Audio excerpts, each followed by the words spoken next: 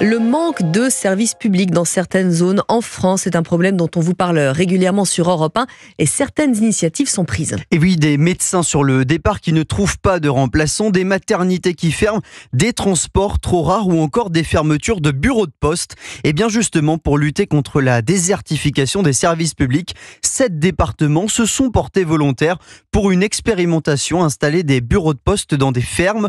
Une bonne nouvelle pour les habitants concernés et une nouvelle visibilité pour les agriculteurs.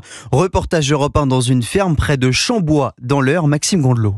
Des courges, des épinards, des clémentines et désormais juste à côté des enveloppes et des timbres. Ce sont les derniers arrivés dans la boutique de Gassienne, agricultrice. Un petit espace qui est dédié au niveau du comptoir avec en exposition les différentes offres de la Poste. On a une petite zone pour les colis et les lettres que l'on réceptionne. Des clients Gassienne en comptent de plus en plus chaque jour, à l'image d'Éric, un voisin qui a déjà pris l'habitude de venir. Je viens chercher à recommander. Là, c'est la 3e fois. Ça me change, ça m'évite d'aller sur Évreux. Ça vous évite combien de kilomètres ? À peu près 10 km. Et si les riverains sont heureux, c'est également un coup de pouce bienvenu pour la ferme de Gassienne. On a quotidiennement des clients à la Poste. Ça se compte plutôt en dizaines de clients. Ça permet de se faire connaître, donc ça permet de développer le commerce parce que quelqu'un qui vient pour acheter des timbres, dans la moitié des cas, fait le tour de la boutique et repart avec de la marchandise. Et c'est des clients après qu'on arrive à fidéliser puisqu'on a le service de poste qui est là et dont ils dépendent à long terme. Un bilan sera dressé d'ici la fin de l'année. S'il est positif, l'expérience sera étendue à d'autres départements et peut-être un jour à toute la France. Reportage Europe 1, Maxime Gondelot.